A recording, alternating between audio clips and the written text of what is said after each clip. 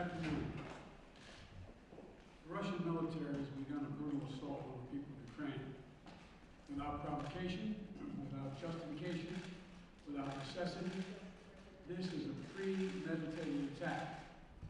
Vladimir Putin has been planning this for months, as we've been saying all along. He moved more than 175,000 troops, military equipment, and positions along the Ukrainian border. He moved blood supplies into position and built a field hospital, which tells you all you need to know about his intentions all along. He rejected every good faith effort the United States and our allies and partners made to address our mutual security concerns through dialogue, to avoid needless conflict and avert human suffering. For weeks, we have been warning that this would happen. And now, it's unfolding largely as we predicted.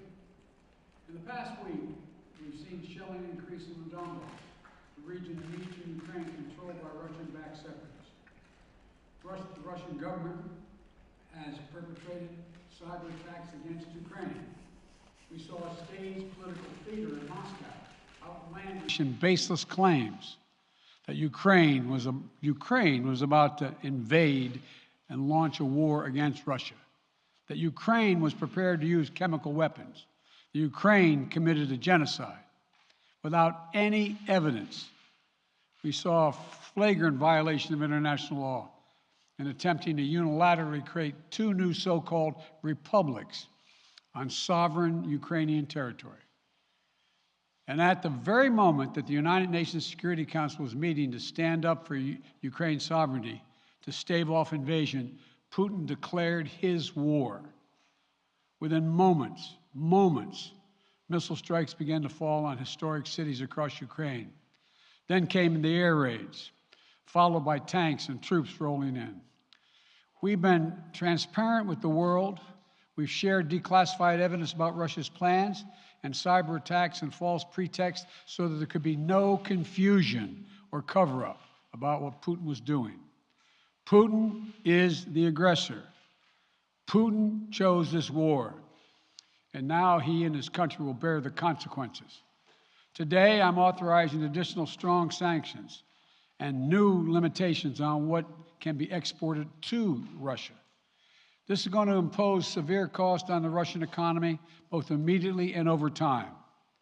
We have purposely designed these sanctions to maximize the long-term impact on Russia and to minimize the impact on the United States and our allies. I want to be clear, the United States is not doing this alone. For months, we've been building a coalition of partners representing well more than half the global economy. 27 members of the European Union, including France, Germany, Italy, as well as the United Kingdom, Canada, Japan, Australia, New Zealand, and many others, to amplify the joint impact of our response. I just spoke with the G7 leaders this morning, and we're in full and total agreement.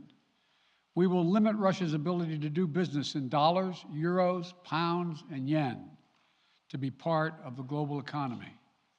We'll limit their ability to do that. We're going to stunt the ability to finance and grow the Russian military. We're going to impose and we're going to impair their ability to compete in high-tech 21st century economy. We've already seen the impact of our actions on Russia's currency and the ruble, which early today hit its weakest level ever in history. The Russian stock market plunged today. The Russian government borrowing rate spiked by over 15%. In today's actions, we've now sanctioned Russian banks that together hold around $1 trillion in assets. We've cut off Russia's largest bank, a bank that holds more than 1/3 of Russia's banking assets by itself, cut it off from the U.S. financial system. And today, we're also blocking 4 more major banks. That means every asset they have in America will be frozen. This includes VTB, the second largest bank in Russia, which has $250 billion in assets. As promised, we're also adding the names to the list of Russian elites and their family members that we're sanctioning as well. As I said on Tuesday, these are people who personally gain from the Kremlin's policies, and they should share in the pain. We will keep up this drumbeat of those designations against corrupt billionaires in the days ahead. On Tuesday, we stopped the Russian government from raising money from U.S. or European investors. Now we're going to apply the same restrictions to Russia's largest state-owned enterprises, companies with assets that exceed $1.4 trillion. Some of the most powerful impacts of our actions will come over time as we squeeze Russia's access to finances and technology for strategic sectors of its economy and degrade its industrial capacity for years to come. Between our actions and those of our allies and partners, we estimate that we'll cut off more than half of Russia's high-tech imports. It will strike a blow to their ability to continue to modernize their military. It will degrade their aerospace industry, including their space program. It will hurt their ability to build ships, reducing their ability to compete economically. And it will be a major hit to Putin's long-term strategic ambitions. And we're preparing to do more. In addition to the economic penalties we're imposing, we're also taking steps to defend our NATO allies, particularly in the East. Tomorrow, NATO will convene a summit. We'll be there to bring together the leaders of 30 allied nations and close partners to affirm our solidarity and to map out the next steps we will take to further strengthen all aspects of our NATO alliance. Although we provided over $650 million in defensive assistance to Ukraine just this last year, let me say it again. Our forces are not and will not be engaged in the conflict with Russia in Ukraine. Our forces are not going to Europe to fight in Ukraine, but to defend our NATO allies and reassure those allies in the East. As I made crystal clear, the United States will defend every inch of NATO territory with the full force of American power.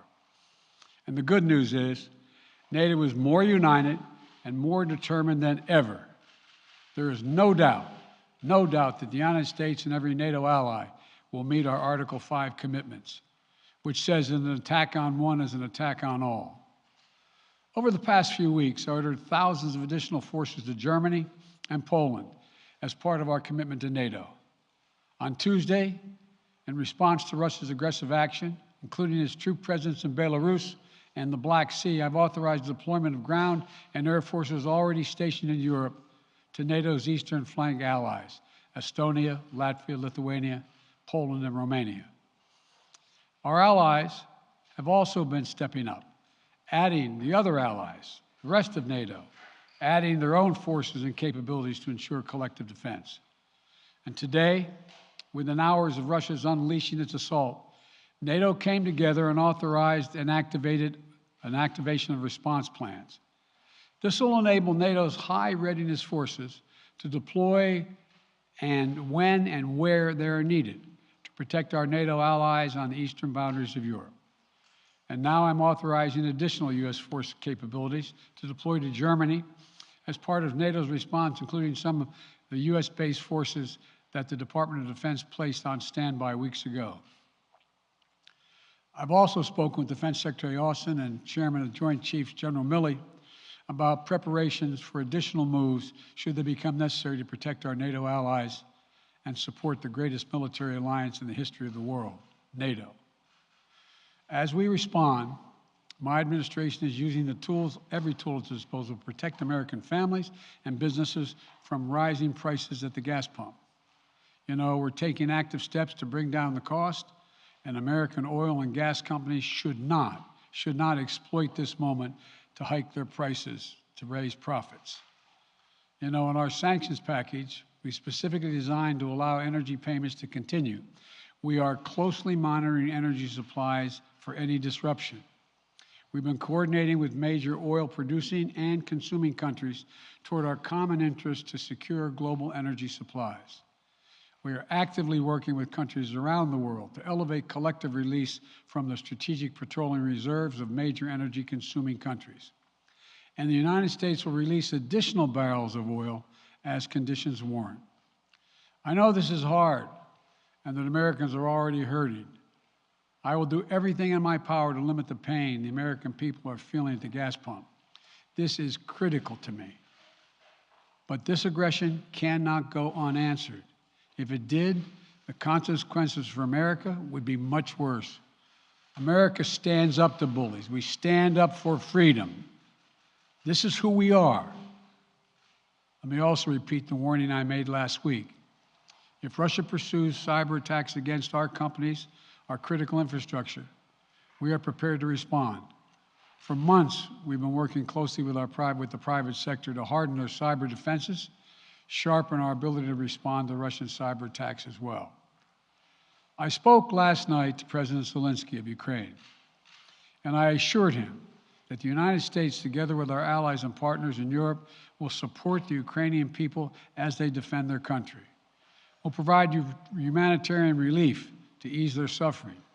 And in the early days of this conflict, Russia propaganda outlets will keep trying to hide the truth and claim success for its military operation against a made-up threat. But history has shown, time and again, how swift gains in territory eventually give way to grinding occupations, acts of mass civil disobedience, and strategic dead ends. The next few weeks and months will be hard on the people of Ukraine. Putin has unleashed a great pain on them, but the Ukrainian people have known 30 years of independence, and they have repeatedly shown that they will not tolerate anyone who tries to take their country backwards. This is a dangerous moment for all of Europe, for the freedom around the world. Putin has committed an assault on the very principles that uphold the global peace. But now, the entire world sees clearly what Putin and his Kremlin allies are really all about. This was never about a genuine security concerns on their part. It was always about naked aggression, about Putin's desire for empire by any means necessary, by bullying Russia's neighbors through coercion and corruption, by changing borders by force, and ultimately by choosing a war without a cause. Putin's actions betray his sinister vision for the future of our world, one where nations take what they want by force. But it is a vision that the United States and freedom-loving nations everywhere will oppose with every tool of our considerable power.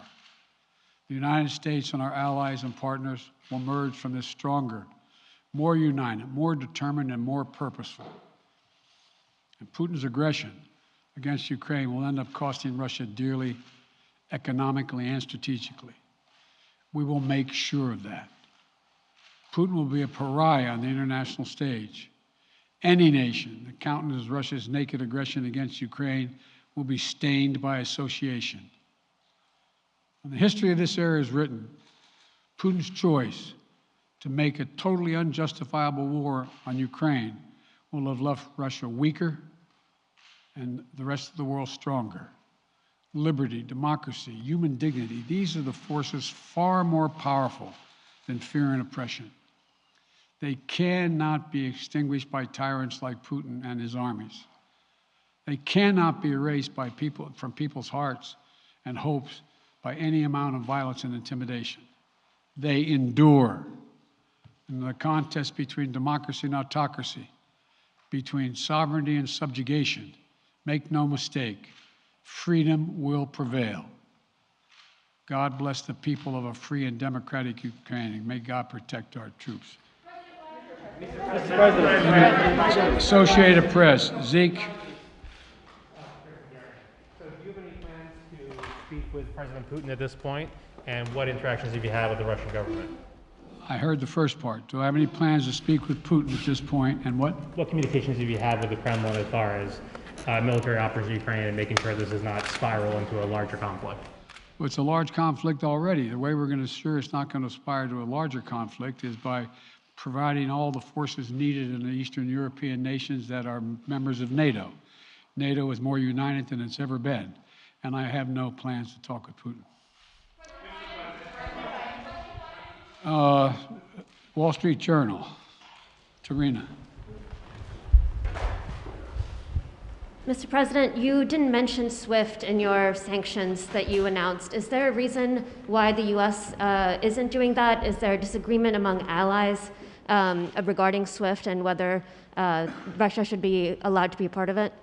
The sanctions that we've proposed on all their banks have of equal consequence, maybe more consequence than SWIFT, number one. Number two, it is always an option, but right now that's not the position that the rest of Europe wishes to take. Cecilia Vega, ABC. Sir, sanctions clearly have not been enough to deter Vladimir Putin to this point. What is going to stop him? How and when does this end? And do you see him trying to go beyond Ukraine? And a second question I'll just give to you now. This statement that he gave last night, the threat that he gave, the West will face consequences greater than any you have faced in history. Is he threatening a nuclear strike? I have no idea what he's threatening. I know what he has done, number one. And number two, no one expected the sanctions to prevent anything from happening. It has to show, this is going to take time, and we have to show resolve so he knows what's coming. And so the people of Russia know what he's brought on them. That's what this is all about. This is going to take time. It's not going to occur, he's going to say, oh my God, these sanctions are coming, I'm going to stand down. He's going to test the resolve of the West to see if we stay together, and we will. We will, and it will impose significant costs on him. Will he go beyond Ukraine, sir? Do you see him going beyond? Yes. Two topics, just really quick. First, markets are down and gas prices are up. I know you always stress the difference between Wall Street and Main Street, but everybody seems to be in for some economic pain. How economically painful is it going to get for people in this country? And I do have one more question. First of all, there's no doubt that when a major nuclear power attacks and invades another country, that the world is going to respond, and markets can respond all over the world. So there's no doubt about that, number one. Number two, the notion that this is going to last for a long time is highly unlikely as long as we continue to stay resolved in imposing the sanctions we're going to impose on Russia, period. What's the next question? I'm sorry. The next question is, did you underestimate Putin, and would you still describe him the way that you did in the summer as a worthy adversary? At the time, he was, I made it clear, as an adversary, and I said he was worthy. I didn't underestimate him. And I've read most of everything he's written. Did you read the, I shouldn't, I'm not being a wise guy. You heard the speech he made, almost an hour's worth of speeches, why he was going into Ukraine. He has much larger ambitions in Ukraine. He wants to, in fact, reestablish the former Soviet Union. That's what this is about. And I think that his ambitions are completely contrary to the place where the rest of the world has arrived. And with these ambitions, you're confident that these devastating sanctions are going to be as devastating as Russian missiles and bullets and tanks? Yes, Russian bullets, missiles, and tanks in Ukraine. Yes, I am. Thank you, President Biden. If sanctions cannot stop President Putin, what penalty can? I didn't say sanctions couldn't stop him. You've been talking about the threat of these sanctions for several weeks now. Yes, but the threat of the sanctions and imposing the sanctions and seeing the effect of the sanctions are two different things. They're two different things. And we're now going to, he's going to begin to see the effect of the sanctions. And what will that do? How will that change his mindset here, given he's Because it attacking will so Ukraine weaken as we his speak? country that he'll have to make a very, very difficult choices of whether to continue to move toward being a second-rate power or, in fact, respond. You said in recent weeks that big nations cannot bluff when it comes to something like this. You recently said that the idea of personally sanctioning President Putin was on the table. Is that a step that you're prepared to take? And if It's not a bluff, it's on the table. Sanctioning President Putin? Yes. Why not sanction him today, sir? Mr. President? Why not sanction him today, sir? Mr. President, if I can, you detailed some severe and swift new sanctions today and said the impact it will have over time. But given the full-scale invasion, given that you're not pursuing disconnecting Russia from what's called SWIFT, the international banking system, or other sanctions at your disposal, respectfully, sir, what more are you waiting for? Specifically, with the sanctions we've imposed exceed SWIFT. The sanctions we imposed exceed anything that's ever been done. The sanctions we imposed have generated 2/3 of the world joining us. They are profound sanctions. Let's have a conversation in another month or so to see if they're working. Yes. Can I ask you about Zelensky? Sir, you spoke to Vladimir Zelensky yesterday, sir. What's the risk that we are watching the beginning of another Cold War, and is there now a complete rupture in U.S. and Russian relations? There is a complete rupture right now in U.S.-Russian relations if they continue on this path that they're on. And in terms of a Cold War, that depends. You have the vast majority of the rest of the world in total opposition to what he's doing, from Asia to South America to Europe to around the world. And so it's going to be a cold day for Russia. The idea, you don't see a whole lot of people coming to his defense. And are you, if I could follow up, sir, are you urging China to help isolate Russia? Are you urging China to help isolate Russia? I'm not prepared to comment on that at the moment.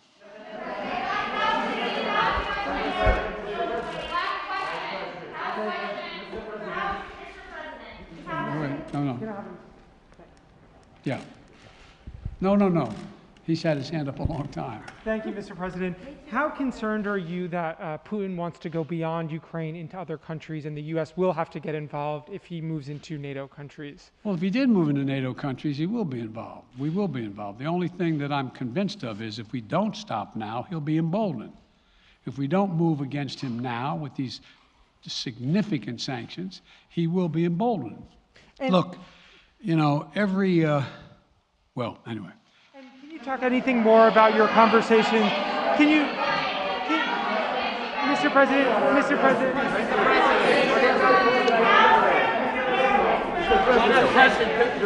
Why not sanction Putin directly today?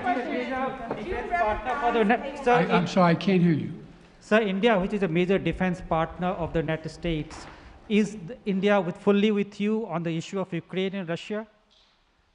Does the Defense Department of the United States? Sir, India is one of your major defense partners. Is India fully in sync with the United States on Russia? We're in consultation with India today. We haven't resolved that completely. One more question. Okay, thank you all very much. Thank you. Mr. President, why not sanction? The financial impact, sir. Are you sanctioning President Putin?